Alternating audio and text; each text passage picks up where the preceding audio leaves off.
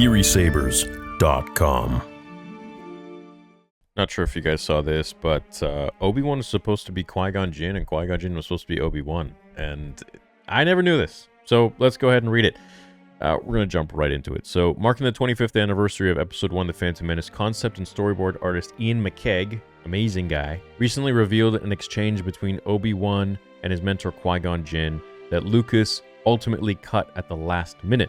It's interesting how things evolve. For a time, the older Jedi was named Obi-Wan and the younger Jedi was named Qui-Gon, McKeag told StarWars.com.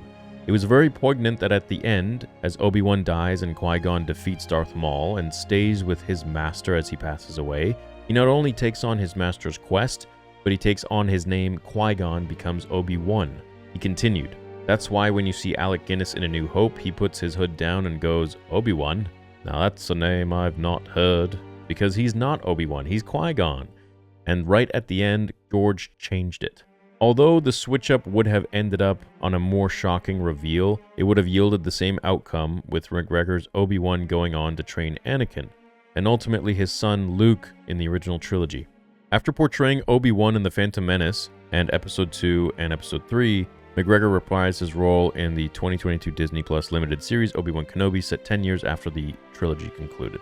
Yeah, so nothing more on the story, I don't think, but I'm going to ask Nick Gillard about this, because this is wild. It's the first time I'm hearing about this, and it's, I don't like it. I don't think that, I'm glad George didn't go with it.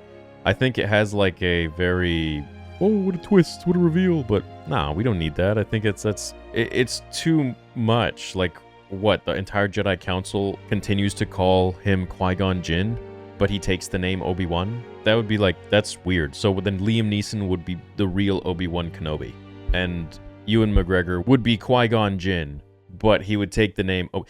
So George had this idea of something similar in Return of the Jedi that I was reading in a long time ago in the behind the scenes, like the making of Return of the Jedi.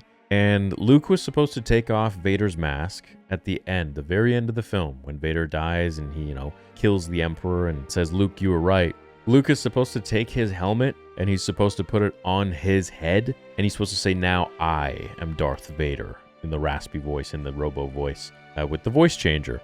And George decided against this, but that was originally what he was going to do, from what I read. And that's, it seems like George has these kinds of, like, he likes to do twists, but he knows that, nah, let's not go too far. Let's tell a good story, and we don't need to have some crazy shock value twist. So it's nice to have these ideas. It's like our brains coming up with different ideas and different thoughts, but ultimately we choose the one that makes the most sense. And George chose the one that made most sense, which is, let's just keep it simple. Obi-Wan is Obi-Wan, Qui-Gon is Qui-Gon, Qui-Gon's his master, and it makes sense that Obi-Wan wouldn't have heard the name Obi-Wan for many years because he's in hiding. So, yeah. To me, I'm glad he didn't go with that. That would have been so freaking confusing, dude. Like, the whole film of Episode 1, Liam Neeson would actually be Obi-Wan Kenobi. No. Yeah.